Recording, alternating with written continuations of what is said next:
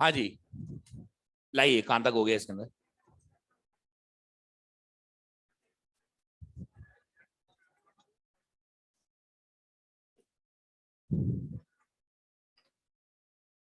देखो कल circular motion in horizontal plane यानी यूसीएम के केसेस चल रहे थे। कल यूसीएम के जितने भी केसेस अपन ने देखे उसमें किसी में भी टेंजेंशियल एक्सेलरेशन प्रेजेंट नहीं था। अब आप लोगों ने इनके क्वेश्चन कर लिया ना, आप कोई डाउट हो तो बोलो, डाउट पूछना तो पूछ लो जल्दी से फुर्ती से।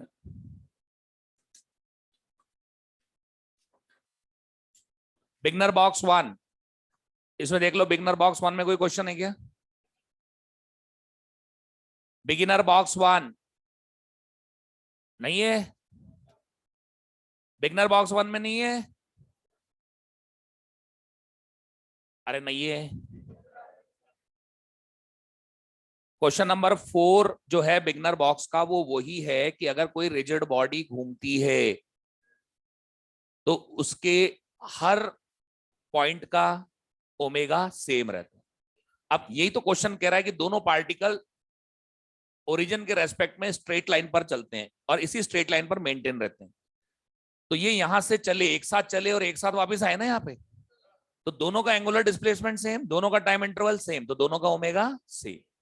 ठीक है ना? और बिगनर बॉक्स वन में कोई है क्या? अब आ जाओ फर्स्ट एक्सरसाइज में।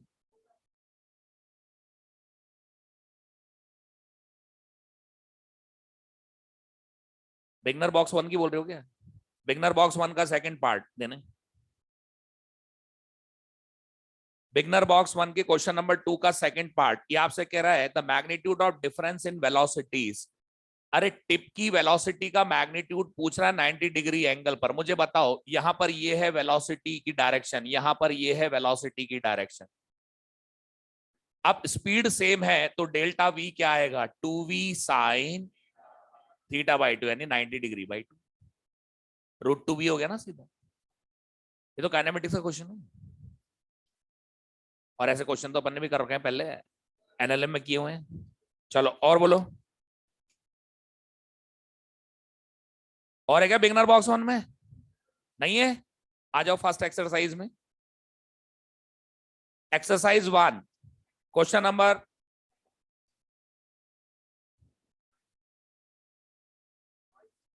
पहले ये बताओ 1 से लेकर 10 के बीच में है क्या?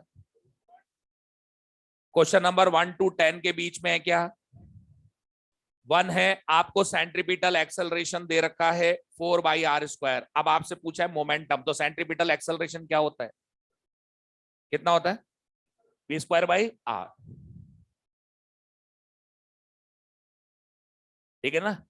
अब ये v² इक्वल टू कितना हो जाएगा? 4/r। अब तेरे पास v² आ गया, ज्यादा सॉल्व करना हो तो इसको 2/√2r कर ले। मोमेंटम चाहिए ना, p equal to mv, v की वैल्यू उठाएंगे ना, हो जाएगा ना। 1 से 10 के बीच में है क्या कोई? 7, 9। A particle is acted upon by force of constant magnitude which is always perpendicular to the velocity। अगर फोर्स हमेशा वेलोसिटी के परपेंडिकुलर तो circle. The motion of the particle takes place in a plane, it follows that its velocity is constant। Velocity थोड़ी constant होती है, variable होती है। Its kinetic energy is constant। बिल्कुल सही है, क्योंकि सेंट्रीपिटल फोर्स स्पीड चेंज नहीं करता, केवल डायरेक्शन चेंज। और 7, क्वेश्चन नंबर 7 कह रहा है mass of 2 kg is world in horizontal circle by means of a string at initial speed 5 rpm। तो बताओ रिक्वायर्ड सेंट्रीपिटल फोर्स कौन प्रोवाइड कर रहा है? टेंशन। ये कह रहा है कि रेडियस को कांस्टेंट रखो, टेंशन को डबल कर दो। टेंशन को क्या कर दो? डबल। यानी अब ये 2t हो गया, पहले ω1² था, अब ये m ω2² हो गया। अब ये रेशियो ले लो, ये कट गया 1/2। ओमेगा क्या होता है? 2πn, तो पहले दे रखा था 5 rpm, अब आप निकाल लो 2π इंटू n, मान लो इंटू ये स्क्वायर हो जाएगा भैया। अब भाई स्क्वायर रूट ले तो 1/√2 5/n2 हो जाएगा ना ये सॉल्व। और 1 से लेके 10 के बीच में है कोई? नहीं है। 11 से 20, 11 से 20 के बीच में देखो, 11 से 20 कौन सा? 19वां। एक car moving with speed 30 metre पर second on a circular track, radius 500, speed increases, 80 आ गया तेरे पास, पहचान लिया करना। स्पीड बढ़ रही है इसका मतलब 80 है। अब एसी भी चाहिए तेरे को, एसी कितना हो जाएगा? बी स्क्वायर बाई आर, 500, तो 3/5 हो गई। अब मैग्नीट्यूड लेना है तेरे को, सिंपल, 2 का स्क्वायर प्लस 3/5 का होल स्क्वायर, नेट एक्सेलरेशन का मैग्नीट्यूड आ जाएगा √80² प्लस AC²। सिंबल के साथ वैल्यूज लिखा करो भैया, तभी पकड़ में आती है चीजें। अब तुम तो ये सोचोगे पढ़ते हो जाए क्वेश्चन, ऐसे थोड़ी होगा, लिखना पड़ेगा आपको, तब क्वेश्चन पहचान में आएगा। और 11 से 20, 11 से 20 में है क्या कोई? 21 से 30, 22वां। ये तो क्लास का क्वेश्चन है, क्या हो गया इसमें? भाई आपसे कह रहा है कि 2 रेवोल्यूशन पूरे हो जाते हैं, 2 रेवोल्यूशन पूरा कर लेता है तो उसका स्पीड दे रखा है आपको, और आपसे पूछा है कि भाई इसका टेंजेंशियल एक्सेलरेशन कितना है। अब omega square equal to omega naught square plus 2 alpha theta, तो ओमेगा कितना लिखेगा? V/R, ये 0 हो गया, अल्फा की जगह 80/R, थीटा 2 रेट चक्कर पूरे हो गए ना, V²/R हो जाएगा ये हो गया 8π80 बस। अब वैल्यू रख, अरे यार तुम रखेगी नहीं वैल्यू। स्पीड कितनी आ रही है? 80 × 80। रेडियस कितनी दे रखी है? 20/π, ये 8π। अब ये पाई से पाई कट रहा है, 8 से 10 हो गया, ये 0 कट के 4 हो गया, 40 नहीं आ रहा इसका आंसर? और वैसे भी क्लास में कराया हुआ है तो मैंने, चलो कोई बात नहीं। हाँ, 21 से 30, 21 से 30, 21 से 30 में कोई 26, 26, the linear and angular acceleration, linear and angular acceleration of particle. बेटा जब तक सिंबल के साथ नहीं लिखोगे ना, नहीं कर पाओगे आप। और अगर आपने सिंबल के साथ वैल्यू लिखी तो तुरंत स्ट्राइक होगा दिमाग में, क्लास का पढ़ा हुआ तुरंत आएगा दिमाग में। Linear acceleration equals to 10 metre पर सेकेंड स्क्वायर, और क्या दे रखा है? एंगुलर एक्सेलरेशन 5 रेडियन पर सेकेंड स्क्वायर। अब तेरे से पूछा है एक्सिस और रोटेशन से डिस्टेंस, 80 बराबर अल्फा नहीं होता क्या? आ रही तो चाहिए तुम्हें, फार्मूला बेस्ड क्वेश्चन है तो बिल्कुल।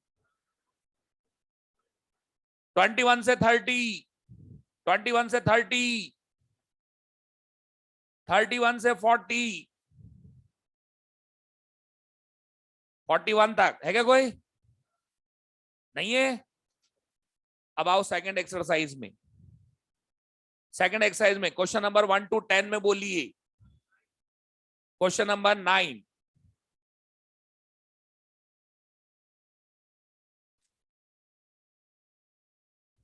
Second exercise question number 9। आपको पोजीशन वेक्टर दे रखा है, रेडियस वेक्टर ही पोजीशन वेक्टर होता है, जानते हैं आप। 2πt i plus 4 cos 2πt j, यही है ना? अब सबसे पहला कह रहा है path of the particle is a circle of radius 4 metre. इसका मैग्नीट्यूड निकाल लो।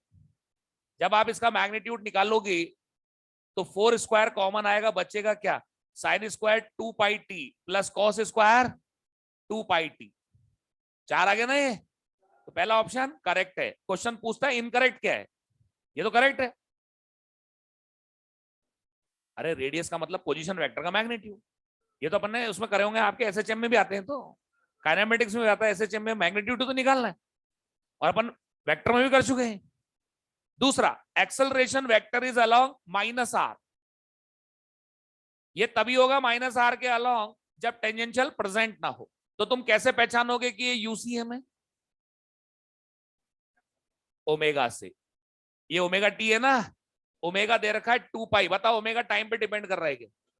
ओमेगा डिपेंड नहीं कर रहा टाइम, साइन डिपेंड कर रहा है टाइम पे, ओमेगा नहीं कर रहा। अब ओमेगा अगर कांस्टेंट है तो ऑब्वियस की बात है ये यूसीएम है, और यूसीएम में सिर्फ एक ही एक्सेलरेशन है जो कि रेडियली इनवर्ट्स, तो एसी होता है रेडियली इनवर्ट्स जो कि आर के अपोजिट है, तो सेकंड ऑप्शन भी करेक्ट।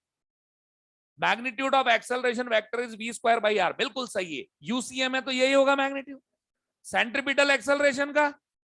और चौथा कहता है magnitude of velocity of particle is 8 metre पर सेकेंड, ओमेगा तुम्हारे पास है, क्या वी होता है ओमेगा आर, तो 2 पाई इंटू आर कितना है 4, ये तो होता है 8 पाई मीटर पर सेकेंड, जबकि क्वेश्चन कह रहा है 8, तो गलत हो गया ना ये ऑप्शन।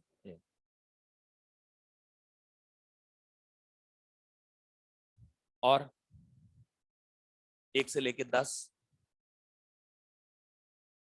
क्वेश्चन समझ में तो आ गया ना, तो इसलिए इन क्वेश्चंस में पहले चेक किया करो 80 है या नहीं। अब इसमें साफ इक्वेशन में अपन जानते हैं तो ओमेगा होता है, अब ओमेगा की वैल्यू 2 पाई टी नहीं है, 2 पाई है, 2 पाई, जो कि टाइम डिपेंडेंट नहीं है, समझ गए ना बात। और 11 से 20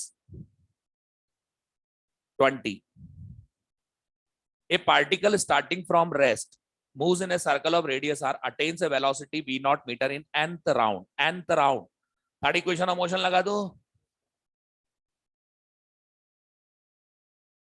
ओमेगा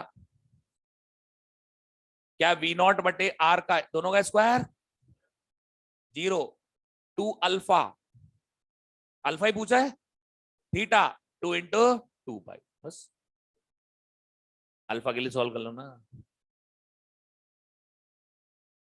कहां पे एन, अच्छा एन रेवोल्यूशन, एन एन है, ओके निकल जाएगा। तो अल्फा इक्वल टू कितना हो बच्चों 4, तो वी नॉट स्क्वायर बटे 4 पाई आर स्क्वायर एन, ठीक है, लिखनी तो पड़ेगी नहीं, सिंबल्स के साथ वैल्यूज लिखनी बहुत जरूरी है, तभी क्वेश्चन की अप्रोच बनेगी। ये right from 12th of November में कहता आ रहा हूं, आप अगर इसको मान लोगे बिल्कुल होएंगे, सुन रहे बात को, ठीक है। और थर्ड एक्सरसाइज में है क्या कोई, दो ही तो दिए थे, दोनों के होंगे ना, हाँ जी हो गए, है क्या कोई, पहला और तीसरा क्वेश्चन मैंने दिया था, इनमें है क्या, ये लो, ये अपने क्वेश्चन यहां हो जाते हैं, और कोई डाउट हो तो बोलो, हाँ रोटेशन का बोलो, रोटेशन का तो दे देते ना नाम, कौन सा क्वेश्चन है, रोटेशन के बिगनर बॉक्स का थर्ड क्वेश्चन, ये दिए थे ना आपको करने को, थर्ड वाला, a rigid body rotates about a fixed axis with variable angular speed a minus bt where a b constant, find the angle through which it rotates before it comes to rest, omega दिया बेटा, theta लाना, integrate कर देना,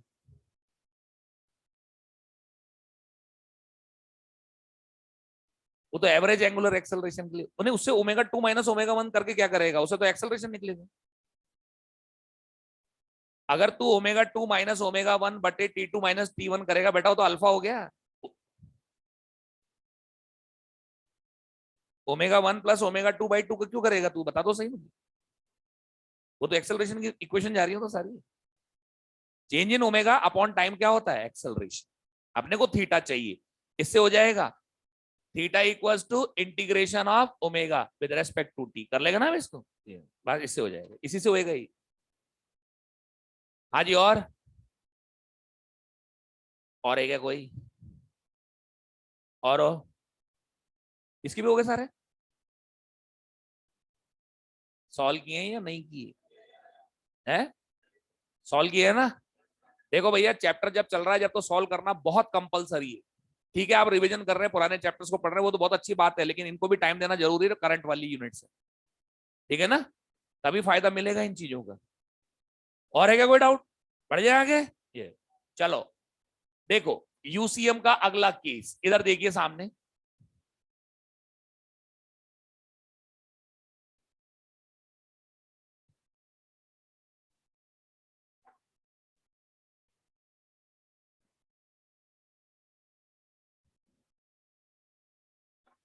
in class notes का ही आप revision कर लोगे ना, इसके क्वेश्चंस कितने बराबर के क्वेश्चन करा दिए तुम, इन्हीं को बार बार कर लोगे ना, इसके बाहर तुम्हारा एक क्वेश्चन नहीं जाएगा सर्कुलर में, दावा ही सुन रहे हो बात में। और जो डाउट हो, जब सारी वैरायटी ले ली, कवर कर ली, तो बचेगा कहां से, सुन रहे हो ना बात। तो ये चलो एक एक केस और फिर अपन आगे बढ़ रहे हैं। देखिए इधर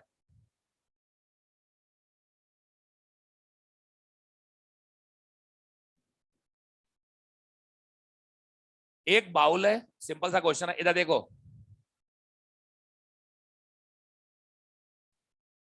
एक हेमिस्फेरिकल बॉल है, ये ओन एक्सिस के अबाउट ओमेगा एंगुलर वेलोसिटी से रोटेशन कर रहा है।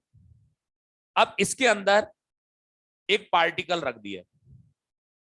अब क्वेश्चन ये कहेगा कि जो पार्टिकल है वो बॉल के रेस्पेक्ट में रेस्ट पर है। पार्टिकल जो है बॉल के रेस्पेक्ट में रेस्ट पर। और फिर एक बात और आएगी, देयर इज नो फ्रिक्शन, कोई फ्रिक्शन भी नहीं है। फिर ये बड़ी अजीब सी बात होती है कि जब फ्रिक्शन ही नहीं है तो ये रेस्ट पर कैसे है, इसके रेस्पेक्ट ऐसा क्या हुआ इस। अब देखिए इधर, जब बॉल चलेगा और क्वेश्चन ने कह दिया कि ये पार्टिकल बॉल के साथ रेस्ट पे है, तो ये भी अपने सर्कल पे चलेगा। क्या इसका सर्कुलर मोशन ये होगा, बोलो। ये तो अपने सर्कल पे चलेगा ना। अरे अपने सर्कल पे चलेगा नहीं तो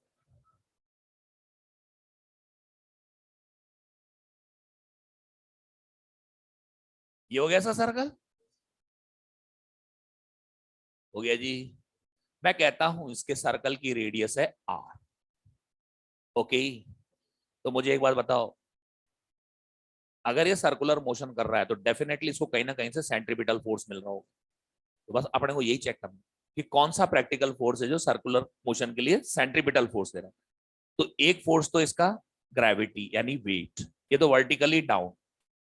अब mg का कोई कंपोनेंट इस डायरेक्शन में तो आ नहीं रहा, तो सर्कुलर मोशन कराने में इसका कोई कंट्रीब्यूशन नहीं। फिर कौन है? क्या नॉर्मल की डायरेक्शन रेडियस के अलोंग होती है, टुवर्ड्स द सेंटर होती है? मैं कहता हूं ये एक्सेस से थीटा एंगल बना रहा है नॉर्मल। ओके, ये नॉर्मल हो गया। अब फौरन एक लाइन ड्रॉ करी मैंने, ये थीटा है तो ये भी थीटा, ये कंपोनेंट क्या होगा और ये कंपोनेंट। अब बताओ कौन सा कंपोनेंट रेडियल डायरेक्शन में है, विल प्रोवाइड। तो नॉर्मल का जो कंपोनेंट है रेडियल डायरेक्शन में, वो इसको सेंट्रीपिटल फोर्स प्रोवाइड कर। ठीक है जी, एम ओमेगा स्क्वायर। लेकिन क्वेश्चन में इसके सर्कल की रेडियस थोड़ी देंगे, अपने को तो बॉल की रेडियस देंगे। किसकी रेडियस देंगे? बॉल की रेडियस देंगे। ठीक है जी, तो क्या हम स्मॉल आर को कैपिटल आर के टर्म्स में चेंज कर लें? देखो इधर, राइट एंगल ट्राइंगल, क्या साइन थीटा हो गया परपेंडिकुलर अपॉन हाइपोटेनियस, तो r equals to capital r sine. ये अपन यहाँ लिख देते हैं। ये बिल्कुल वैसे तो हो रहा है जैसे कल कोनिकल पेंडुलम में कर रहे थे। तो ये बन गया n equals to m omega square. Okay, अब दूसरा कंपोनेंट किसको बैलेंस कर रहा है? M g. अब मैं इनको डिवाइड कर दूं तो 1/cos theta equals to omega square r बटे जी हो गया ना ये। तो ओमेगा की वैल्यू कितनी आ रही है? अंडर रूट जी बटे आर कॉस। सही है बात, बोलिए। तो लिखो, इसमें क्वेश्चन लिखो, a hemispherical ball,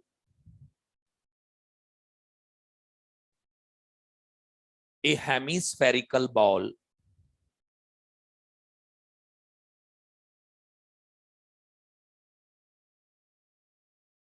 a hemispherical ball is rotating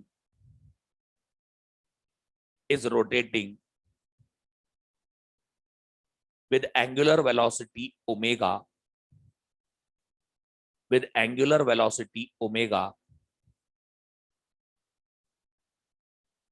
about own axis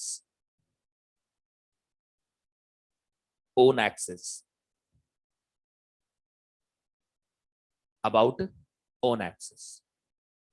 A particle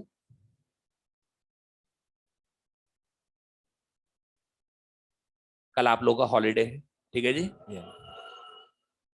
ठीक है ना, कल कंप्लीट हॉलीडे है, बिल्कुल कंप्लीट। मतलब यूं सोचो भाई डाउट वाउट भी ऐसा कुछ नहीं है, बिल्कुल कंप्लीट हॉलीडे है, ठीक है जी, ये है बात। हाँ, बधाई हो सबको, ठीक है ना। हाँ लिखो, क्वेश्चन लिखो। लिखिए, ए particle inside it is at rest. A particle inside it at rest. Inside it at rest relative to ball. A particle inside it is at rest relative to ball. ठीक है, ठीक है जी. There is no friction. There is no friction. Find omega. Find omega.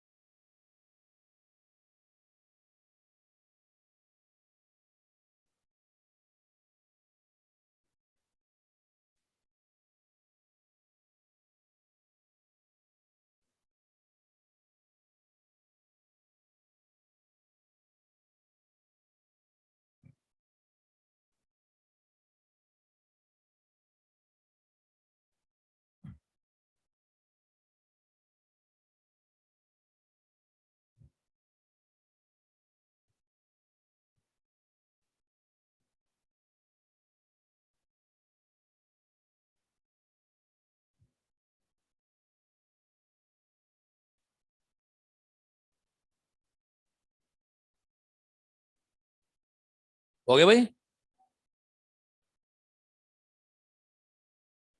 तो अब तक कल से लेके आज तक जो हमने जितने भी केस देखे हैं वो किसके देखे हैं? Uniform circular motion. इनमें किसी में भी टेंजेंशियल एक्सेलरेशन नहीं है.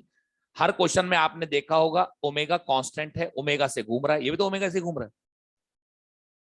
या फिर स्पीड कांस्टेंट दे रखी है, जैसे वो कोई भी केस. छोड़ रहे बात. तो जब स्पीड कांस्टेंट होती है, ओमेगा कांस्टेंट होता है, तो इसमें टेंजेंशियल एक्सेलरेशन एब्सेंट होता है. ये सारे केस किसके होते हैं? Uniform circular motion. तो बस इसमें यही है, 80 अगर 0 है तो डेफिनेटली वो यूसीएम का केस है. और ये आपको सबसे पहले ध्यान रखना, अगर क्वेश्चन एक्सेलरेशन की बात करता है सबसे पहले नजर इसी पे जानी चाहिए कि टेंजेंशियल प्रेजेंट है या नहीं. अब उसको देखने के कई तरीके हैं, या तो स्पीड अप या स्पीड डाउन हो रहा हो, या ओमेगा या वी टाइम डिपेंडेंट हो. ओमेगा या वी टाइम डिपेंडेंट, उससे पहचान में आता है कुछ. ठीक है जी, ये बात. जैसे देखो ना, अभी एक वो इक्वेशन का क्वेश्चन था साइन ओमेगा टी, उसमें ओमेगा अपन ने अलग से निकाला तो 2 पाई था, कांस्टेंट आ गया, पकड़ में आ गए. अगर ओमेगा कांस्टेंट है तो वी भी कांस्टेंट होगा, इसका मतलब ये यूसीएम. ठीक है भाई. अब 3 इंपॉर्टेंट केस लेने जा रहा हूं मैं. ये इसके अंदर आपके नीट में क्वेश्चन बने फ्रीक्वेंट. ठीक है जी, इसमें नीट में इस पर फ्रीक्वेंट क्वेश्चन बने हैं, इसलिए इनको मैं इंपॉर्टेंट बोल रहा हूं. 3 इंपॉर्टेंट केस हैं. ठीक है, तो लिखो, हेडिंग लिखो,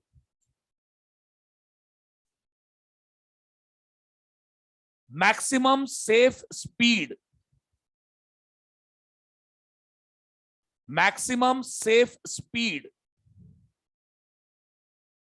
maximum safe speed of a car on a flat circular road. On a flat circular road, coefficient of friction mu s. Coefficient of friction mu s.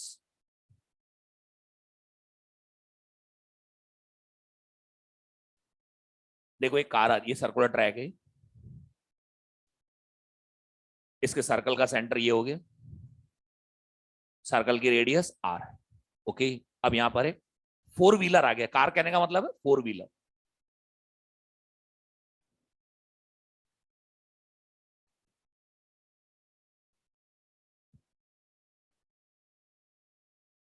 बस है बेटा, ये तो ऐसी होती है क्या, कार ऐसी होती है क्या?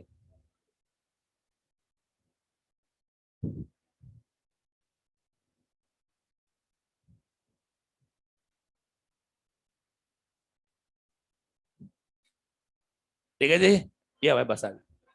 अब बस आ गई सर्कुलर ट्रैक पे, ठीक है जी। अगर बस लग रही है तो मान लो, नहीं तो नहीं भी, फिर भी मानो।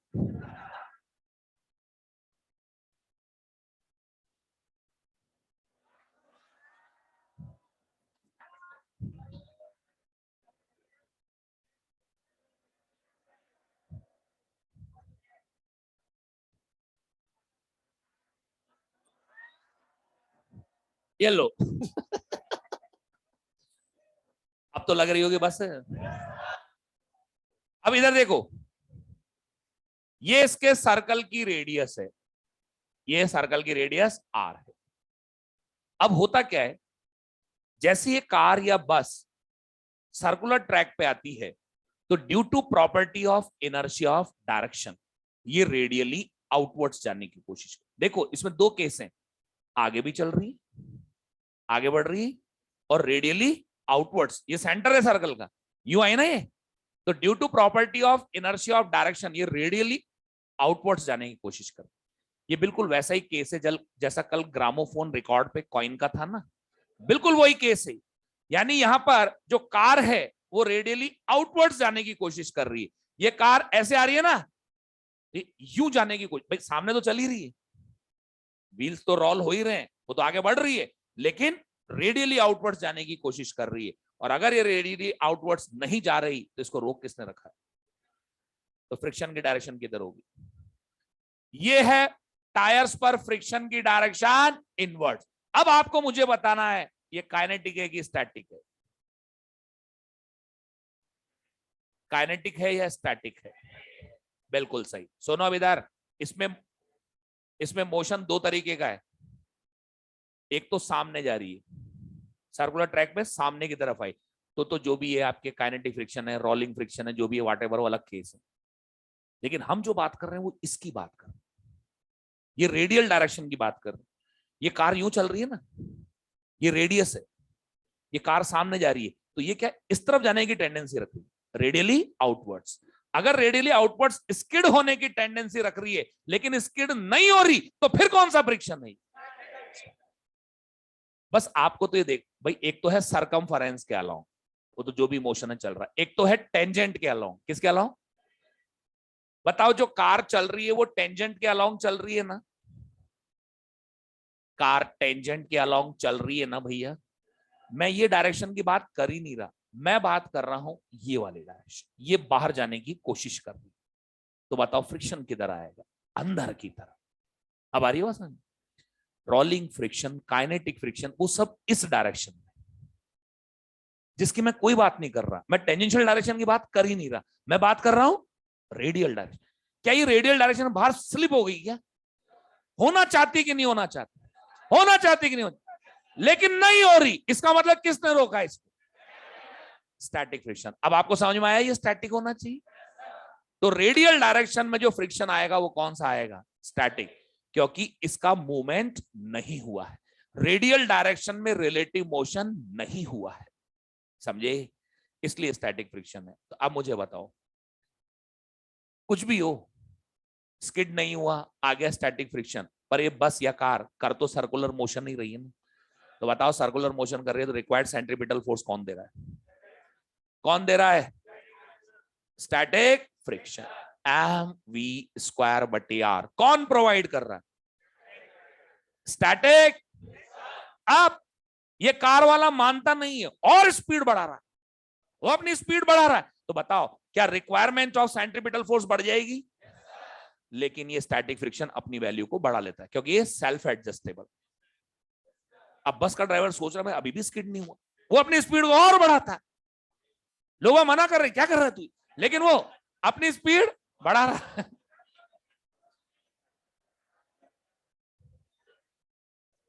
अगर वो अपनी स्पीड बढ़ा रहा है तो सेंट्रीपिटल की रिक्वायरमेंट और बढ़ गई। अब बढ़ते बढ़ते बढ़ते मामला पहुंच गया लिमिटिंग पर।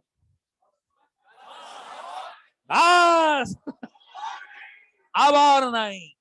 तो अब मुझे बताएंगे आप कि नॉट स्लाइडिंग या नॉट स्किडिंग की कंडीशन क्या बनेगी। क्या एफएल को डोमिनेट रखना है हमें? तो आपको ये बोलना पड़ेगा the required centripetal force should be equal to or less than limiting friction. सही है? तो m v square बटे r should be equal to less than mu s mg. m से m कट गया। तो अगर मैं मैक्सिमम की बात कर रहा हूं तो यहां पर क्या साइन आएगा? इक्वल। तो maximum safe speed under root mu s r g, under root mu s r g. This is the maximum safe speed on flat circular road. कौन सी रोड है? Flat circular road. तो flat circular road के ऊपर maximum permissible speed होती है under root mu s r जी। ये आपके नीट में 2 बार आ चुका है, एक बार इसमें न्यूमेरिकल भी आ चुका है, एक बार तो फार्मूला ही पूछा है। ये केसेस के फार्मूले आते हैं सीधे, सुन रहे बात को, और एक बार न्यूमेरिकल भी पूछा हुआ है। क्या आप इससे फाइंड आउट कर सकते हैं? तो इसमें लिखो पहले नीचे,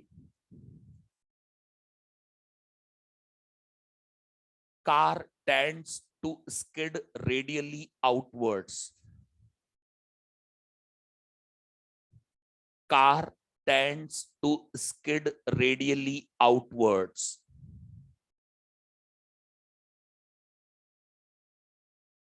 So static friction radially inwards. So static friction radially inwards. ठीक है? अब आगे एक लाइन लिख देना। If required centripetal force, if required centripetal force is equal to less than limiting, required centripetal force is equal to or less than limiting, then no sliding, then no sliding.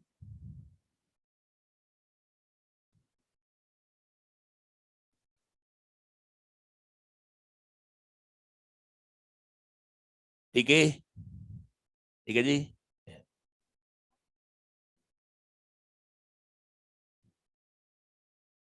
नहीं तो क्या है, इसमें बच्चों के दिमाग में डाउट चलता है, जब कार चली रही है तो स्टैटिक फ्रिक्शन कैसे हो सकता है?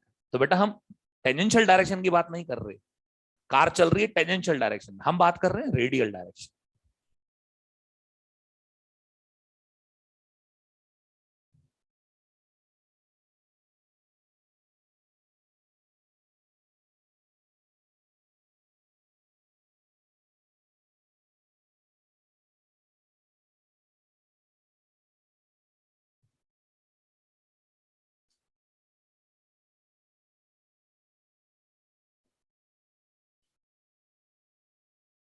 इसीलिए आपने देखा होगा सिटी में जब सर्कुलर टर्न्स आते हैं तो कार की स्पीड एकदम कम हो जाती है, डेड स्लो हो जाती है एकदम, बिल्कुल कम करते हैं, तब जाके वो टर्न ले पाती है। समझ रहे हो बात? भाई चौराहे पे हो या मोड़ पर हो, है ना, स्पीड बहुत स्लो करनी पड़ती है। ठीक है?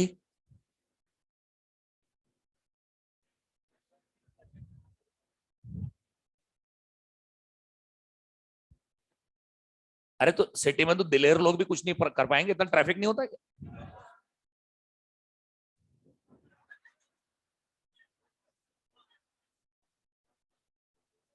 भाई इतना ट्रैफिक होता है कि वैसे हो तो कार की स्पीड में बताओ, सिटी के अंदर जो कार्स चलती है उनकी मैक्सिमम स्पीड क्या होती है? 5 किलोमीटर पर आवर, 10 किलोमीटर, उससे ज्यादा चला ही नहीं सकते वो,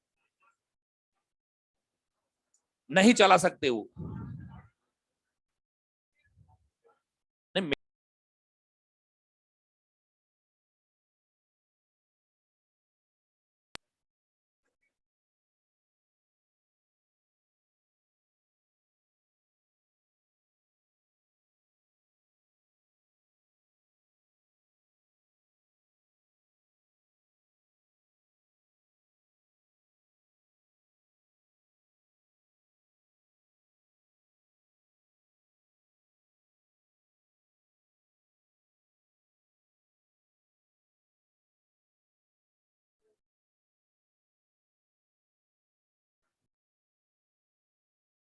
देखिए कोफिशिएंट ऑफ स्टैटिक फ्रिक्शन अपन जानते हैं मैक्सिमम 1 होता है ना, 1 0 से 1 के बीच में होता है, जी की वैल्यू 10 होती है।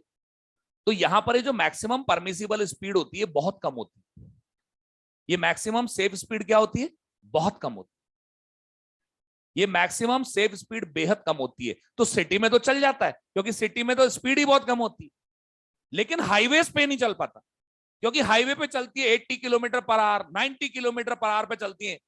ये तो नॉर्मल बता रहा हूं, इस स्पीड तो चलती है। अब मान लो आगे कहीं टर्न आ गया, टर्न अगर आ गया तो उसको एकदम से ब्रेक लगाने पड़ेंगे, अपनी सारी काइनेटिक एनर्जी खत्म करनी पड़ेगी और 5 किलोमीटर पर आवर पर आके वो टर्न लेगा, फिर वापस स्पीड अप होना पड़ेगा। तो इस प्रोसेस के अंदर फ्यूल एफिशिएंसी कम हो जाती है, यानी कंजम्पशन बढ़ जाता है।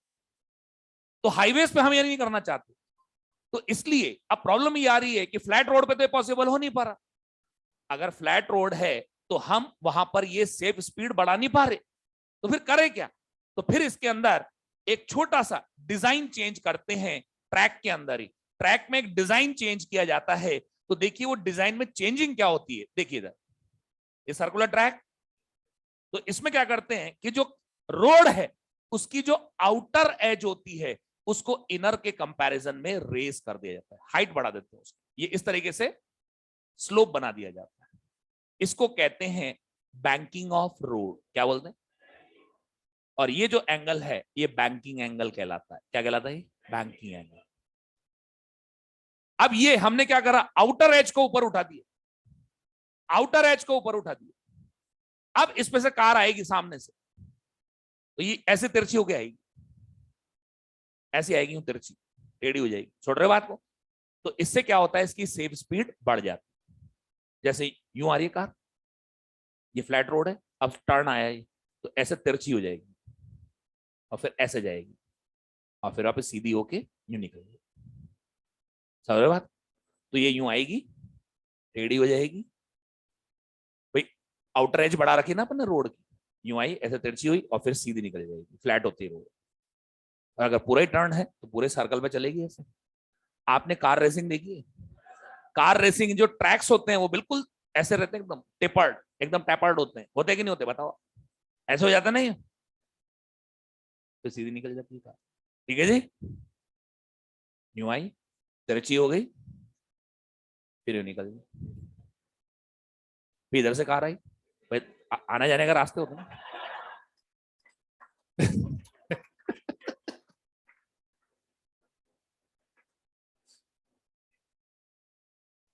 ठीक है भाई, ये तो यहां पर रोड का आउटर एज को रेज कर दिया जाता है, तो उससे इस तरीके से एक स्लोप बन जाता है, इसको कहते हैं banking of road. Banking of road करने से सेफ स्पीड बढ़ जाती है। अब कैसे बढ़ती है सेफ स्पीड, देखिए इधर। अब सेफ स्पीड कैसे बढ़ती है वो मैं बात बता रहा हूं।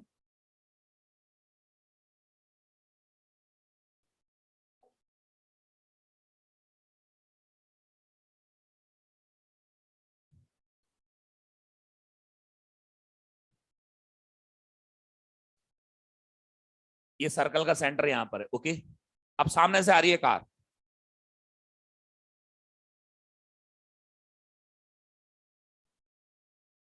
सामने से दिख रही है। अब देखिए इधर, ये इसका वेट हो गया mg डाउनवर्ड्स, ये नॉर्मल रिएक्शन, ओके। अब नॉर्मल क्या होता है, वर्टिकल से बैंड हो जाता है। भाई जो नॉर्मल रिएक्शन फोर्स है वो तो इंक्लाइन के परपेंडिकुलर रहेगा ना, इंक्लाइन के परपेंडिकुलर। तो ऐसा होने से क्या फायदा होता है, देखिएगा ये एंगल थीटा, तो ये एंगल भी क्या होता है, थीटा। बताओ पूरा ही मालूम है ना, ये थीटा एंगल हो गया। अब ये कंपोनेंट हो गया एन कॉस थीटा और ये कंपोनेंट एन साइन थीटा। अब मुझे बताइए रेडियल डायरेक्शन में कौन सा कंपोनेंट आ गया? ये कार यूं आ रही है ना, ऐसे यूं घूमी ना, तो ये है एन साइन थीटा, जो इसको रिक्वायर्ड सेंट्रीपिटल फोर्स प्रोवाइड कर। यूं है ना कार, अभी तो है नहीं, जैसे तिरछी होती तो ये आ गया एन साइन थीटा, ये इसको रिक्वायर्ड सेंट्रीपिटल फोर्स प्रोवाइड कर। तो यहां पर एन कॉस थीटा क्या लिखूं मैं, एम वी स्क्वायर बटी, sorry, n sine theta provides required centripetal force. And n cos theta counter balance था। इसमें दो सिंपल सी इक्वेशंस बनती है, डिवाइड करते ही tan थीटा हो गया वी स्क्वायर बटे R G.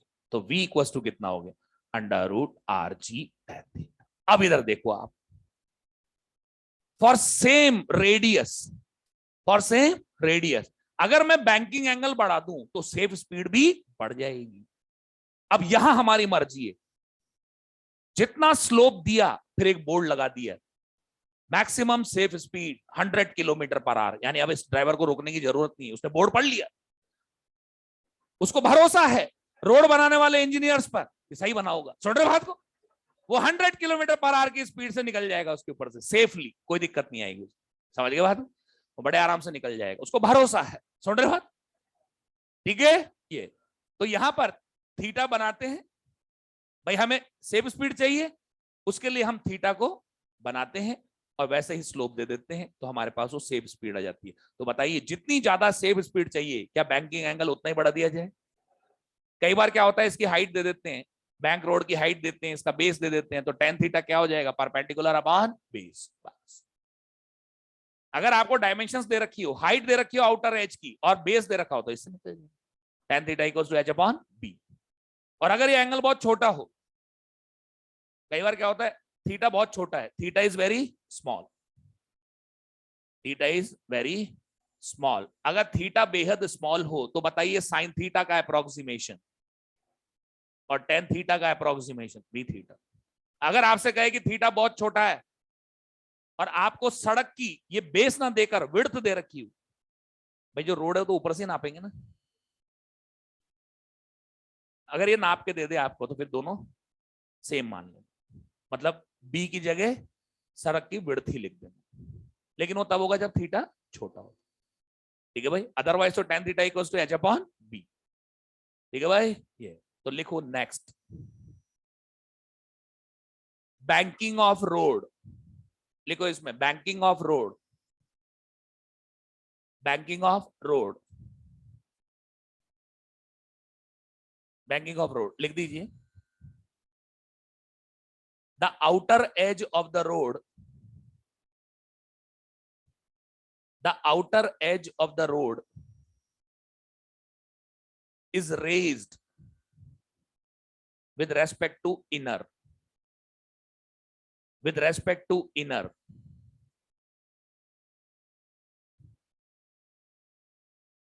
so safe speed, maximum safe speed increases, so maximum safe speed increases,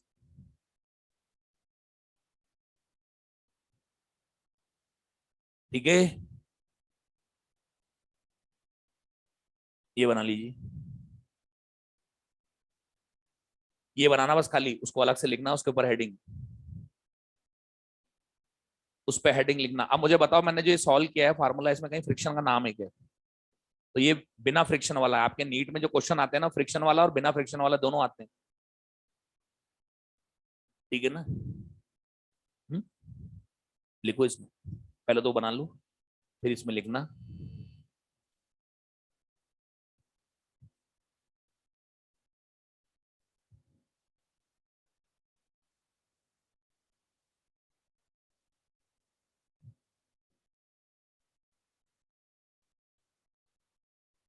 अब इसमें लिखना नीचे, हो गया, ये लिखना बस खाली, आपको उसके लिए अलग से लिखना है स्टेटमेंट, इस पे लिखो ऊपर, वो तो बन गया ना, बन गया ना वो तो। अब लिखो maximum safe speed on bank road, maximum safe speed on bank road, on bank road लिखा। अब नीचे लिखो विदाउट फ्रिक्शन और अंडरलाइन कर देना, विदाउट फ्रिक्शन अंडरलाइन कर देना, इसमें दो तरह के क्वेश्चन होते हैं, एक विदाउट फ्रिक्शन एक विद फ्रिक्शन। अब ये बना लो डायग्राम, अब ये बनाइए,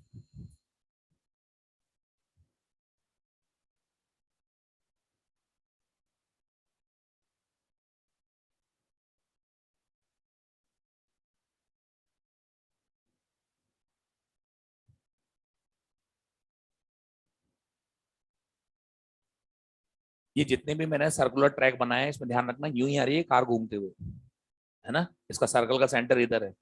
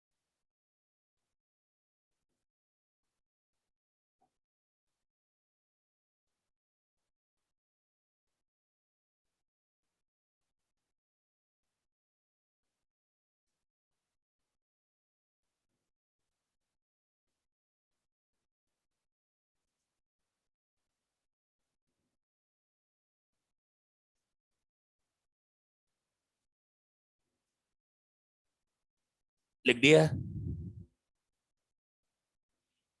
अब यही बैंक रोड पर फ्रिक्शन का केस भी आ जाता है। ये अगर याद रह जाता तो बहुत अच्छी बात है, वरना ऑन द स्पॉट डिराइव करेंगे आप तो बस ये देखना कौन सा कंपोनेंट, रेडियल डायरेक्शन।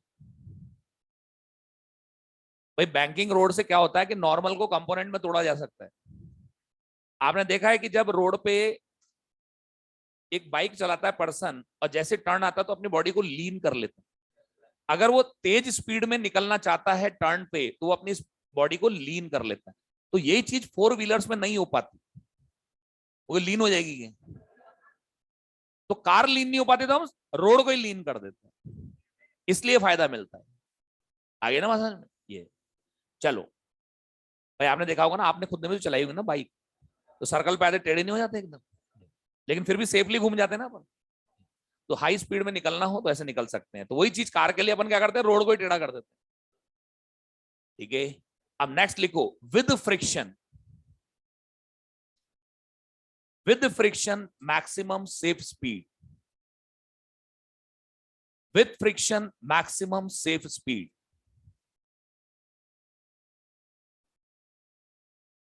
अब बताओ, अगर ये हाई स्पीड में चल रही है तो कार किधर जाने की कोशिश करेगी? Radially outwards. अगर रेडियली आउटवर्ड्स जाएगी तो किधर जाएगी? ऊपर जाएगी ना। तो बताओ फ्रिक्शन किधर रहेगा? नीचे। और अगर ये कार स्लिप नहीं हो रही तो कौन सा फ्रिक्शन है ये? लेकिन मुझे चाहिए मैक्सिमम सेफ स्पीड, तो मुझे लेना पड़ेगा स्टैटिक की मैक्सिमम वैल्यू, मतलब लिमिटेड। देखो अब अगर फ्रिक्शन आ जाता है, बाकी तो सब तो वैसे रहेंगे, ये सब तो एज इट इज रहेंगे, बस एक नया फोर्स आ गया। देखिए अगर मैं एक लाइन यहां ड्रॉ करूं, ये एंगल थीटा तो ये भी थीटा, ये component f l cos theta, और ये component f l sine theta. अब की बार खाली एन साइन थीटा नहीं, एफ एल कॉस थीटा भी मिलके देगा सेंट्रीपिटल। ठीक है जी। देखो क्या एन साइन थीटा और फ्रिक्शन का component f l cos theta क्या दोनों रेडियल डायरेक्शन में है? Will provide centripetal force. On the other hand n cos theta is equal to m ji plus f l sine theta. इसको इधर ले रहा हूं मैं, n cos theta minus f l sine theta is equal to m g. ये equation 1, ये equation 2 divide कीजिए। देखिए एन साइन थीटा, क्या मैं यहां लिख सकता हूं एफ एल की जगह mu S N cos theta बटे N cos theta minus mu S N sine theta, V square बटे आर जी, वी स्क्वायर बटे। सही है। अब देखो एन कॉमन निकल के कटेगा, अब मैं इसमें कॉस भी कॉमन निकाल रहा हूं। बता कॉस कॉमन निकालोगे तो क्या बचेगा? यहां क्या बचेगा? प्लस म्यू एस बटे यहां भी कॉस निकलेगा, 1 minus mu s tan theta is equal to v square by r g. Cos theta ऊपर कॉस थीटा नीचे कट गए होते, ये आ गई आपकी मैक्सिमम स्लिप स्पीड। ये आ गई maximum safe speed on banked road, कितनी आ जाएगी बताइए? Under root are g tan theta plus mu s बटे 1 minus mu s tan theta. Okay, ये हमारी मैक्सिमम सेफ स्पीड है on bank road with friction. अब क्वेश्चन में आपको देखना पड़ेगा, अगर कोफिशिएंट ऑफ स्टैटिक फ्रिक्शन दे रखा है, कोफिशिएंट ऑफ, अरे समझ में आएगा तुम्हारे? ये मैक्सिमम सेफ स्पीड पूछा तो किधर जाएगी कार? ऊपर। तो फ्रिक्शन किधर होगा? नीचे। तो फ्रिक्शन का एक कंपोनेंट रेडियल डायरेक्शन में आएगा और एक कंपोनेंट वर्टिकली डाउनवर्ड्स। बस आपको बैलेंस कराना है, ये इससे बैलेंस, ये दोनों मिलकर क्या प्रोवाइड करेंगे? Centripetal force.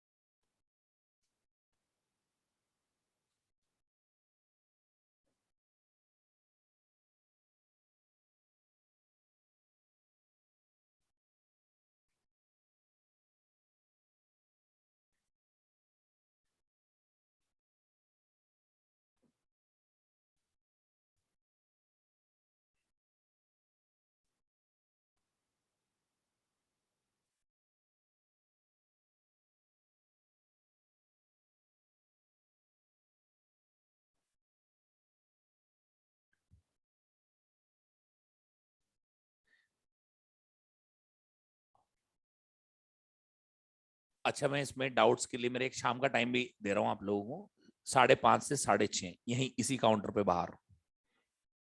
आज, कल तो छुट्टी है ना? कल तो छुट्टी है ना बेटा, कंप्लीट हॉलीडे बोला तो था मैंने आपको। ठीक है जी, ये आज का जो शाम को है वो 5:30 से 6:30, यहाँ सामने काउंटर में, यहीं पे आ जाना। अगर दिखाई नहीं दो तो ये काउंटर वालों से पूछ लेना, वो बता देगा आपको। समझ रहे हो बात? भाई इसमें क्या है कि या तो यहाँ सामने या ये बगल में एक एसआरजी डाउट काउंटर भी इधर, वो अंदर कमरा है ना वो सामने रूम, उसमें एसआरजी स्टूडेंट्स का भी डाउट काउंटर हो सकता है, उधर बैठा हूँ इधर, है ना?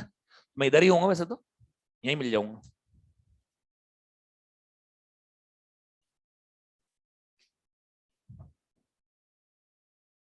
क्योंकि 10 मिनट के ब्रेक्स होते हैं, उसमें आप, हो सकता है कि आप पूछ ना पावे क्योंकि दौड़ भाग होती है ना। तो इसलिए जो है मैंने तसल्ली का टाइम दे दिया, 5:30 से 6:30 आओ और पूछो, यहाँ बाहर बैठा हूँ। सुन रहे बात?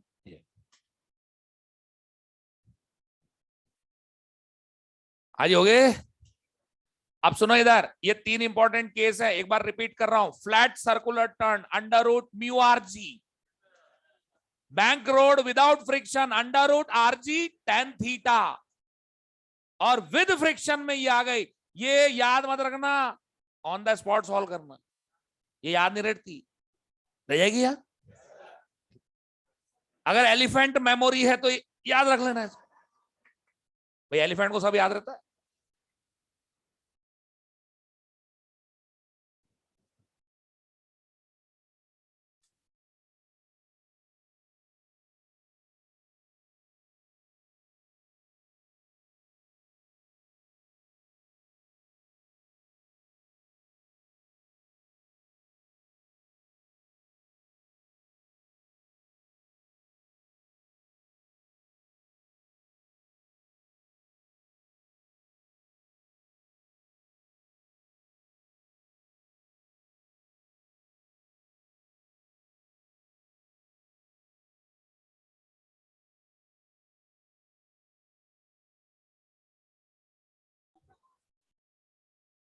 हाँ जी, अगर याद रह जाए तो ठीक है, वरना ऑन द स्पॉट बन जाएंगे ना इक्वेशन, बन जाएगी भाई।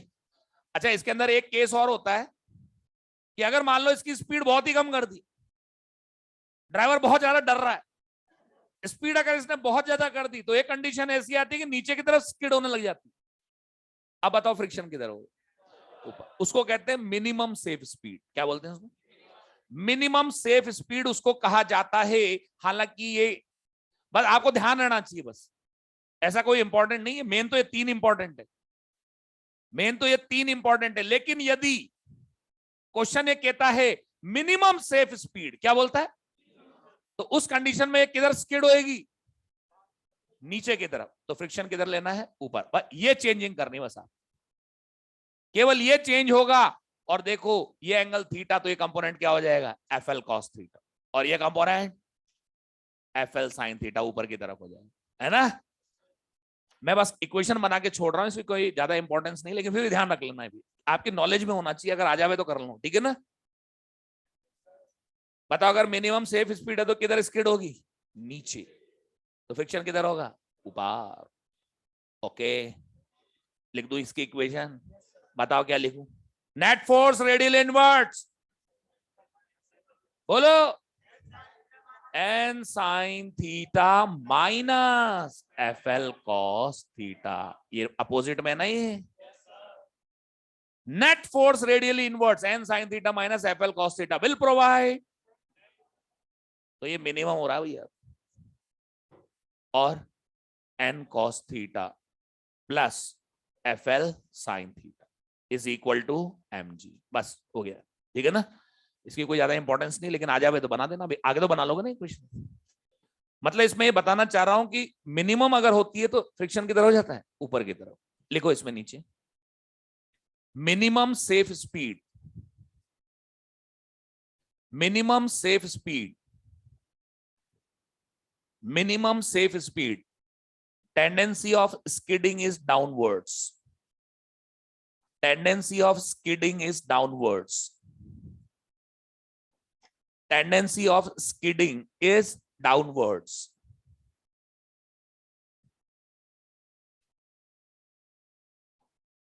Tendency of skidding is downwards.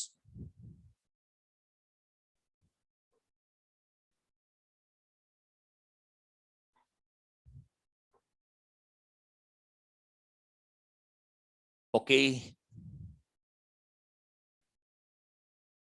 बस बाकी वो इक्वेशन बना के छोड़ देना भाई। आगे तो सॉल्व कर ही लेंगे अगर आ जाएगा तो। बस आपको तो एक आइडिया चाहिए था ना किधर होगा फ्रिक्शन। तो मैक्सिमम सेफ स्पीड और मिनिमम सेफ स्पीड के क्या मायने हैं ये आपके सामने है। ओके, ओके भैया।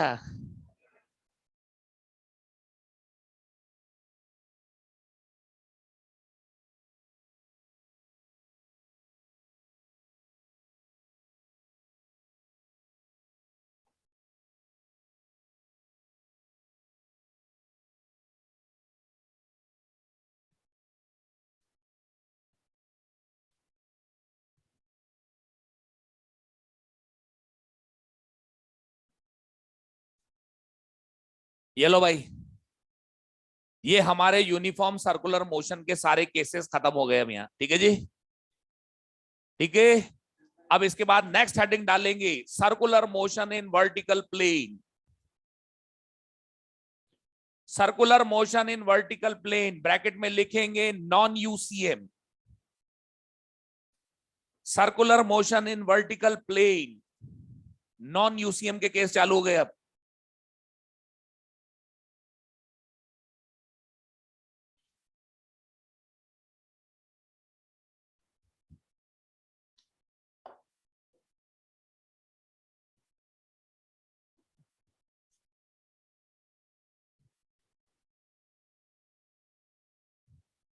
इस डायग्राम को मिटा दूं मैं। Circular motion in vertical plane,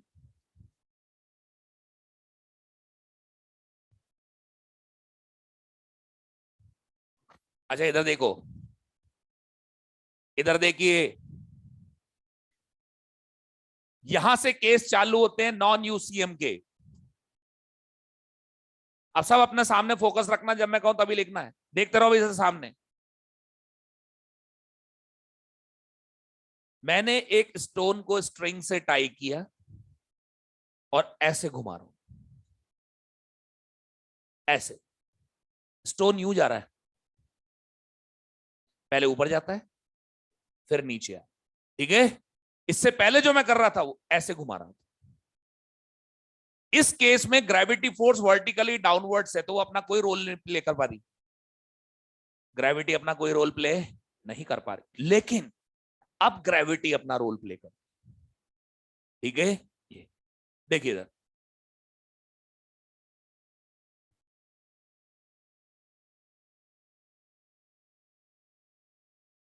ये हमारा सर्कल है, ठीक है भाई, तुम्हें नजर आ रहा है क्या?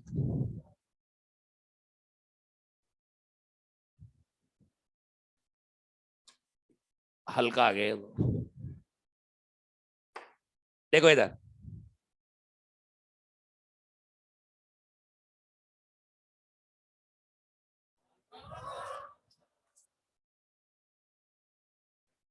ठीक है जी।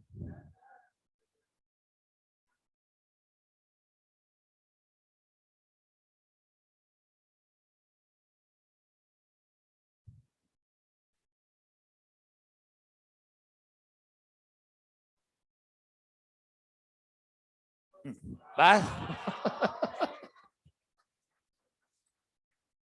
देखो, ये हमारा circular motion in vertical plane, ये इसका सेंटर है ओ। अब मैंने एक स्ट्रिंग से स्टोन टाई किया, ये स्ट्रिंग है इसकी,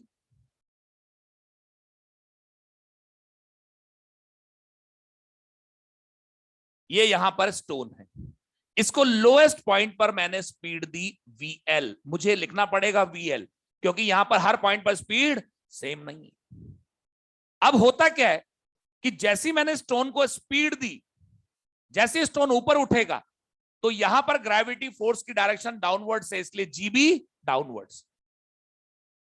तो वेलोसिटी जैसे ही ऊपर उठेगा पार्टिकल, तो ग्रेविटी इसके मोशन को अपोज करेगी, तो ये पार्टिकल क्या होगा? Speed down. Each and every instant पर ये स्पीड डाउन होता रहेगा, इसकी स्पीड कम होती रहेगी, कम होती रहेगी, कम होती रहेगी, कम होती रहेगी। हाईएस्ट पॉइंट पर जब ये पहुंचेगा तो इसकी स्पीड मिनिमम होगी, हाईएस्ट पॉइंट पर इसकी स्पीड मिनिमम होगी। मैं कहता हूं हाईएस्ट पॉइंट पर इसकी जो स्पीड है वी है वी टॉप, भाई VL का मतलब लोएस्ट, और ये हो गया टॉप, ठीक है जी। जब ये पार्टिकल टॉप मोस्ट पोजीशन को क्रॉस करता है तो ग्रेविटी अब सपोर्ट करना चालू करती है इसके मोशन को, तो ये वापस स्पीड अप। तो बताओ, कोई भी दो सक्सेसिव पॉइंट्स के ऊपर या कोई भी दो सक्सेसिव टाइम इंस्टेंट पर इसकी स्पीड बराबर है क्या? बोलो, बराबर नहीं है। ईच एंड एवरी इंस्टेंट पर इसकी स्पीड चेंज होती चली जा रही है, इसीलिए इसको बोलते हैं नॉन यूनिफॉर्म सर्कुलर मोशन, क्योंकि टेंजेंशियल एक्सेलरेशन प्रेजेंट है। और टेंजेंशियल एक्सेलरेशन कौन है यहां? G, या फिर इसका कंपोनेंट, ओके। अब इसके अंदर क्या क्या पूछेंगे? सबसे पहला क्वेश्चन बनता है टेंशन का। टेंशन बताइए, अलग अलग पॉइंट्स पर टेंशन पूछी जाएंगी। होता क्या है, स्पीड बदल रही है तो टेंशन भी बदलती, स्पीड बदलती है तो टेंशन भी बदलती। अब ये मिड पॉइंट्स हो गए, ठीक है। और बहुत सिंपल है, मुश्किल नहीं। देखो अब इधर, इसको मुश्किल ना समझे, बहुत इजी है और इंटरेस्टिंग है, ठीक है जी। देखना इधर, अब ये चल रहा है, ये आगे बढ़ा, मैं कहता हूं एक रैंडम सिचुएशन देख ली मैंने, ये मैंने कहा पार्टिकल यहां पहुंच गया। अब पार्टिकल की स्पीड तो चेंज हो जाएगी ना, कम हो जाएगी ना स्पीड। मैं कहता हूं यहां पहुंचने पर पार्टिकल की स्पीड है V। मान लीजिए स्ट्रिंग ने वर्टिकल से एंगल बनाया थीटा, इसका वेट mg डाउनवर्ड्स। अब एक बात मुझे बताएं, क्या ये लाइन पैरेलल? तो अगर मैं इस टेंशन वाली लाइन को आगे बढ़ा दूं तो ये एंगल और ये एंगल सेम होंगे कि नहीं होंगे? अब मैं mg को कंपोनेंट्स में लेना चाहता हूं, mg cos थीटा और ये mg sin थीटा। और कोई फोर्स है क्या? टेंशन नहीं है, टेंशन। ओके, मैंने रैंडमली एक पोजीशन ली जहां वर्टिकल से एंगल बना थीटा, एक रैंडम पोजीशन ले ली मैंने कहा है यहां इसकी स्पीड है हुई, क्योंकि ऊपर उठेगा तो कम होती जाएगी ना, स्पीड हुई, वेट की डायरेक्शन वर्टिकली डाउनवर्ड्स, मैंने रेडियल डायरेक्शन को थोड़ा एक्सटेंड किया तो ये लाइन पैरेलल मिली, तो ये एंगल और ये एंगल सेम, तो फौरन मैंने mg को कंपोनेंट्स में तोड़ा, mg cos theta, mg sin theta. कुछ भी हो, नॉन यूसीएम ऊपर है तो सर्कुलर, सेंट्रीपिटल तो सभी जगह चाहिए, यूसीएम या नॉन यूसीएम सेंट्रीपिटल तो रहेगा। तो आप मुझे बताएं नेट फोर्स रेडियली इनवर्ड्स कितना है, net force radially inwards will provide, ये यहां से शुरुआत होती है, यहां से शुरुआत हुई है हमारी नॉन यूसीएम की, खत्म बात। Net force radial inverts will provide centripetal. अब ये बन जाता है T equals to mv square बटे r plus mg cos theta. अब सिचुएशंस, अब आपसे कहेंगे लोएस्ट पॉइंट पर टेंशन बताओ, लोएस्ट पॉइंट पर टेंशन बताओ, तो लोएस्ट पॉइंट पर टेंशन पूछी जा रही है। अब मुझे बताइए लोएस्ट पॉइंट पर थीटा कितना होगा, लोएस्ट पॉइंट पर थीटा कितना होगा, cos जीरो, cos जीरो, तो T equals to mv square, पर L लिखना मत भूलना, लोएस्ट बटे R प्लस mg, और ये टेंशन होती है मैक्सिमम। आपके नीट में अभी पता नहीं 2018 या 19 में क्वेश्चन आया था, a particle is bold in vertical plane at which point it is likely to break, जहां टेंशन मैक्सिमम होगी वहीं तो टूटने की टेंडेंसी होगी। ये मैक्सिमम टेंशन होती है लोवेस्ट पॉइंट पर, ये टी मैक्स, ठीक है जी, ऑलराइट। अब मैं बात करूंगा हाईएस्ट पॉइंट, बताओ हाईएस्ट पॉइंट पे एंगल कितना है, 180 हो जाएगा नहीं है, तो cos थीटा, cos 180 की वैल्यू -1, तो आपके पास टेंशन आएगी एम वी, टॉप, टॉप लिखूंगा मैं यहां स्क्वायर बटे आर माइनस, और ये होती है मिनिमम, ये क्या होती है मिनिमम, यहां पर टेंशन मिनिमम होती है और mg की भी डायरेक्शन डाउनवर्ड से, ठीक है भाई। ये तो टॉप मोस्ट पॉइंट पर टेंशन मिनिमम, लोएस्ट पॉइंट पर टेंशन मैक्सिमम, इसके अंदर mv स्क्वायर बटे आर में mg जुड़ जाता है, जबकि टॉपेस्ट पॉइंट के ऊपर mv स्क्वायर बटे आर के अंदर mg माइनस होता है। मिड पॉइंट, मिड पॉइंट बताओ, मिड पॉइंट, क्या मिड पॉइंट पर थीटा 90 डिग्री, cos 90 जीरो, तो मिड पॉइंट पर जो टेंशन आएगी एम वी मिड स्क्वायर बटे आर, ओके। तो यहां पर जो टेंशन आएगी वो टी मिड आएगी, आगे बात समझ में। बहुत सिंपल केस होते हैं इसके, कोई मुश्किल नहीं है, ये कोई मुश्किलों का सामना करना पड़ रहा है क्या, वो बहुत बड़ी बड़ी डेरिवेशंस कर रहा हूँ मैं, बस बेसिक बात ध्यान रखना, बेसिक लाइन। और अब ये सब याद रखने की जरूरत नहीं है, अब तो डायरेक्ट याद रखना, लोएस्ट पॉइंट पर सेंट्रीपिटल फोर्स और mg जुड़ जाते हैं, टॉप मोस्ट पॉइंट पर सेंट्रीपिटल फोर्स में से mg माइनस हो जाता है, और मिड पॉइंट पर तो हट ही जाता है mg, समझ गए बात को। ये बात अब आप लिखिए, एज इट इज लिखो जो लिखा है बोर्ड पर।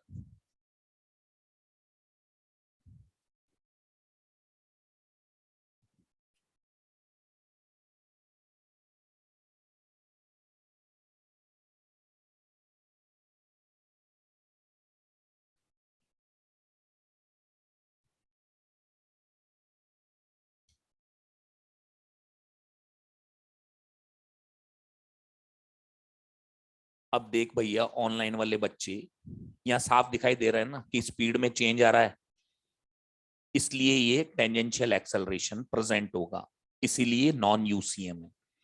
तो जब किसी क्वेश्चन में स्पीड चेंज हो रही हो या ओमेगा चेंज हो रहा हो तो उससे हमें अंदाजा लग जाता है 80% है, या क्वेश्चन के अंदर स्पीड टाइम रिलेशन दे रखा हो, ओमेगा टाइम रिलेशन दे रखा हो, तो स्पीड वेरिएबल है, तो वहीं से हमें कंफर्म हो जाता है 80% है। अगर स्पीड कांस्टेंट हो, ओमेगा कांस्टेंट हो, तो फिर वो एटी जीरो होगा, वहां सिर्फ एक्सेलरेशन एसी होगा। समझ में आ गई बात? ऑनलाइन वाले बच्चे तेरे लिए बोल रहा हूं मैं।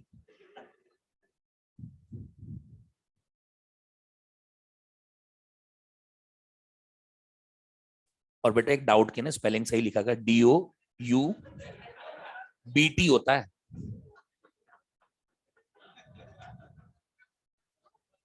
इसने लिख रखा DOUGST। ये तो ड्राउट हो गया, ड्राउट। अगर आर की कमी रह गई तो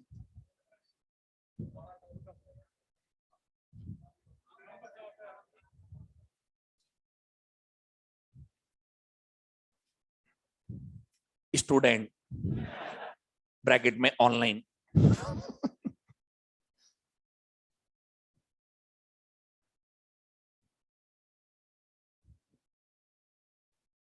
तो बेटा मैंने तेरा डाउट देख लिया, तू बार बार लिख रहा है ना, मैंने डाउट देख लो, मैंने ये बात पहले भी बोल दी 2-3 बार, पर तू सुनता नहीं है शायद।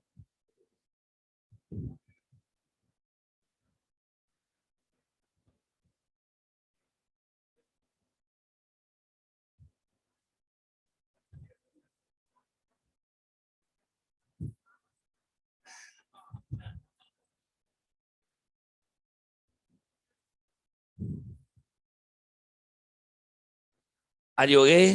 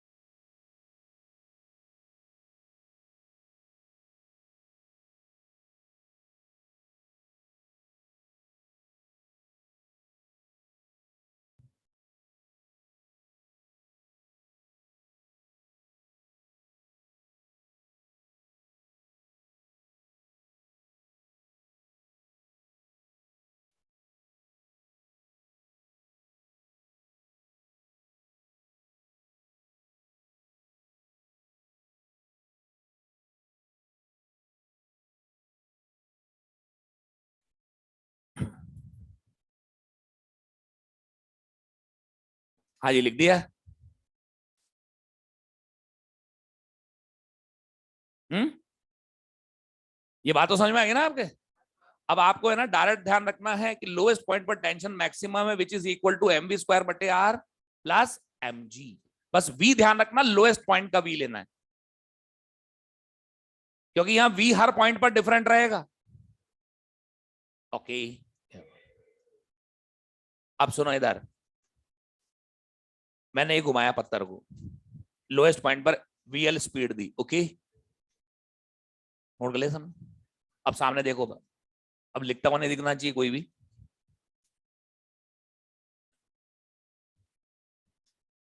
मैंने लोएस्ट पॉइंट पर वीएल स्पीड दी, घूम गया सर्कल। अगर मैंने लोएस्ट पॉइंट पर स्पीड कम रख दी, तो एक स्टेज ऐसी भी आ सकती है कि ये पार्टिकल पूरा सर्कल कंप्लीट ना करे और टॉप मोस्ट पॉइंट से पहले ही रास्ता छोड़ दे। समझ रहे हो बात? तो इसमें कंडीशन बनेगी कि मुझे सर्कल को कंप्लीट करना है, तो लोएस्ट पॉइंट पर स्पीड क्या होनी चाहिए। समझे बात को? तो देखो इधर, अब कंडीशंस चालू होती हैं टू कंप्लीट सर्कल, ओके। देखो इधर,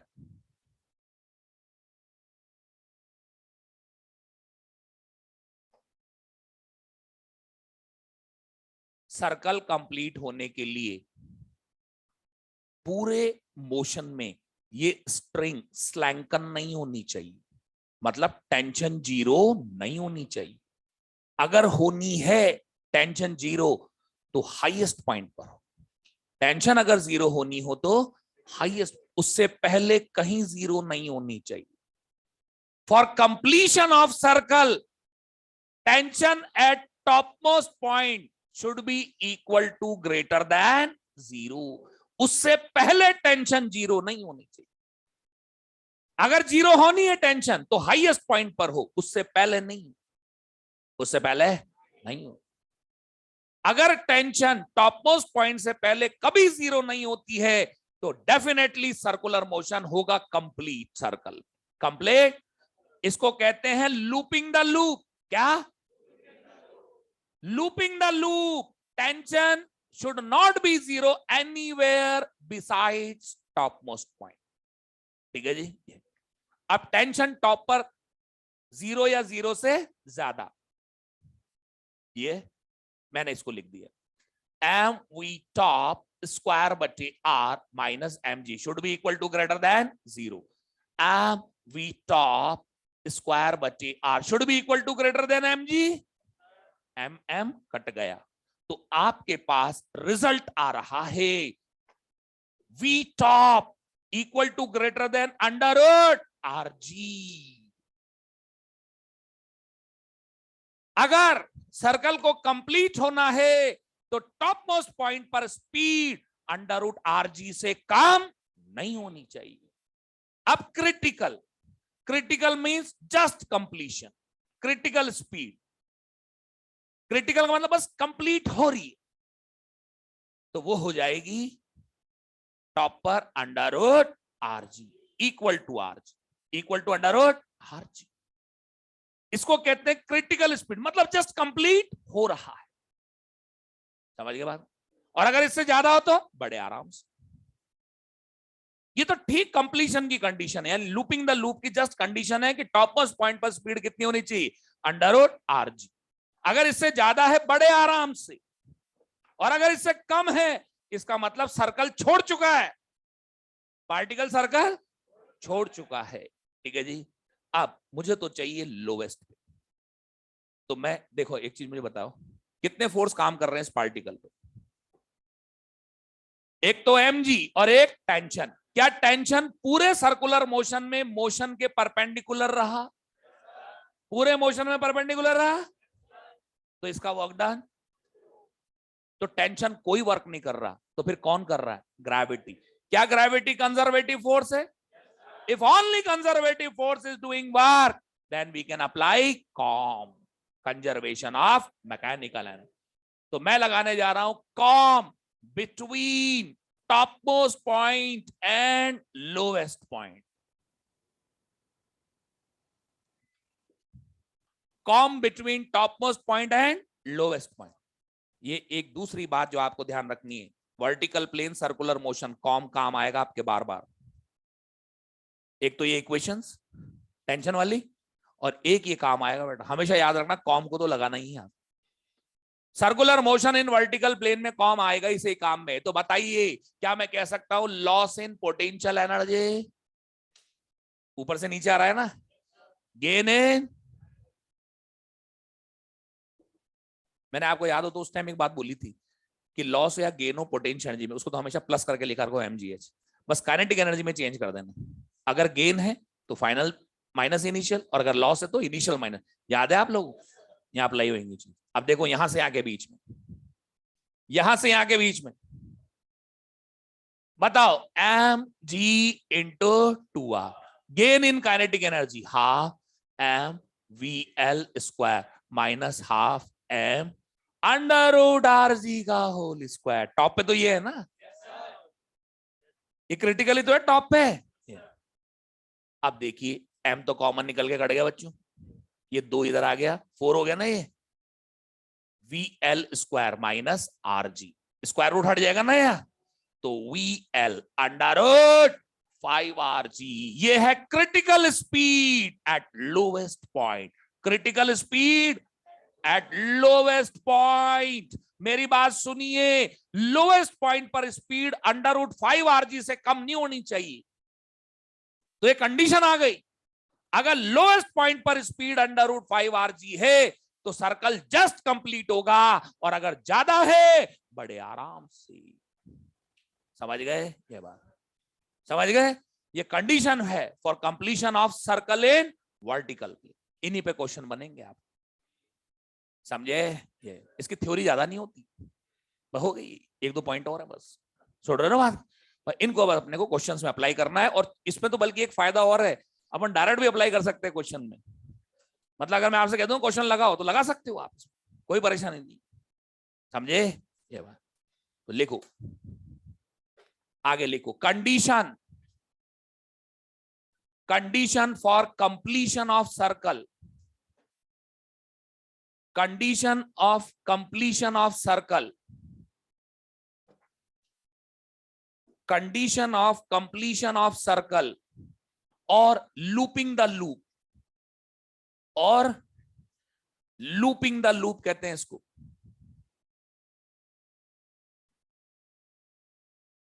ये लिखो,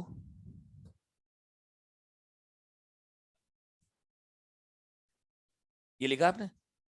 अब इसके बगल में ब्रैकेट में लिखना जैसा मैं कहूं, before highest point, before highest point tension should not be zero, before highest point tension should not be zero, before highest point tension should not be zero. बाकी तो नोट करो।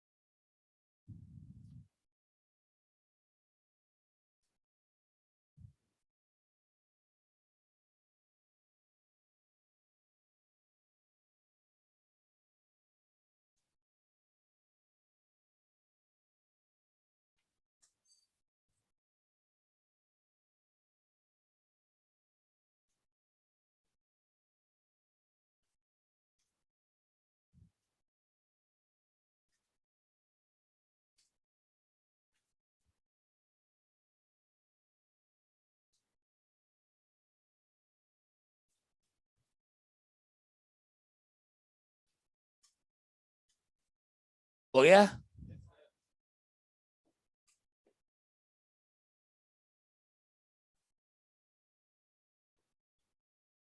अब एक छोटा सा इंपॉर्टेंट पॉइंट, भाई हो ही गए तो लगभग,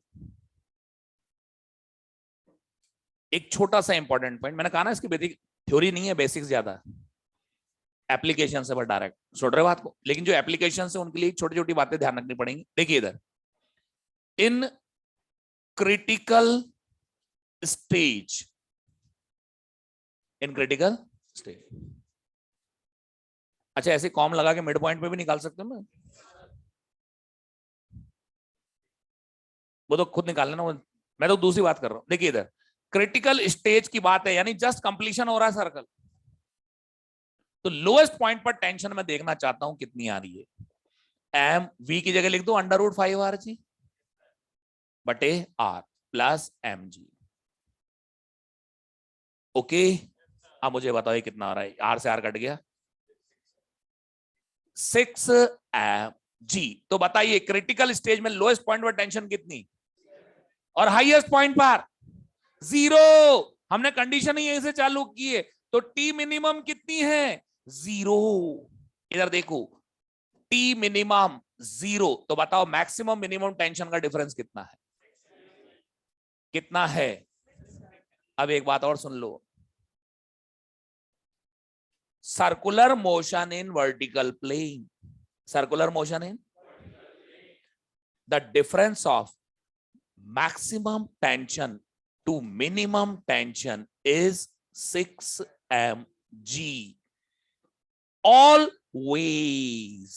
यानी मेरे कहने का मतलब ये है, लोएस्ट पॉइंट पर स्पीड √5 rg हो या उससे ज्यादा हो, हर कंडीशन में वैलिड है, बस सर्कल कंप्लीट होना चाहिए। Always means all cases VL equal to greater than √5r, बराबर हो या उससे ज्यादा हो, हर केस के अंदर मैक्सिमम टू मिनिमम टेंशन का डिफरेंस हमेशा 6 mg। ये याद रखना बेटा, क्वेश्चन में काम आएगी बात। सर्कुलर मोशन कंप्लीट होना चाहिए बस। जैसे यहां मिनिमम टेंशन कितनी है, 0। हो सकता है अगर स्पीड ज्यादा हो √5rg से तो टेंशन ज्यादा होगी, टी मिनिमम ज्यादा होगी। अगर टी मिनिमम 2 mg है तो मैक्सिमम टेंशन 8 mg होगी।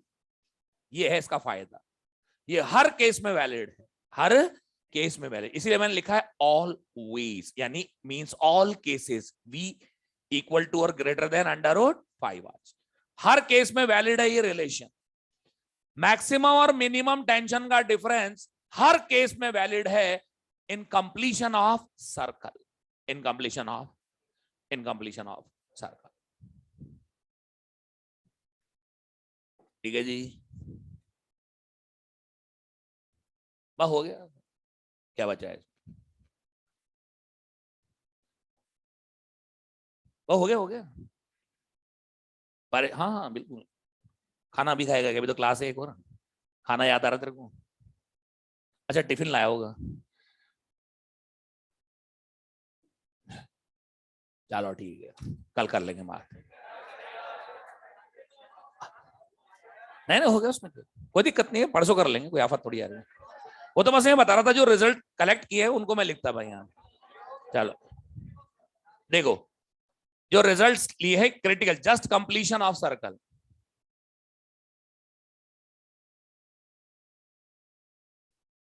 टॉप मोस्ट पर स्पीड कितनी होगी, √r। लोएस्ट पर कितनी होगी, √5r। मिड पॉइंट पर कितनी होगी, √3r।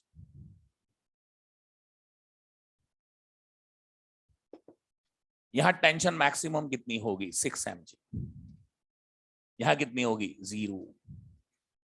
तो टॉप से लोएस्ट के बीच में टेंशन डिफरेंस 6 mg, टॉप से मिड के बीच में टेंशन डिफरेंस 3 mg, ये भी 3 mg।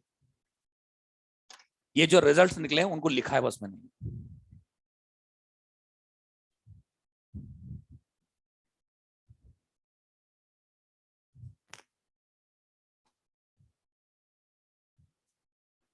अब अगली क्लास के अंदर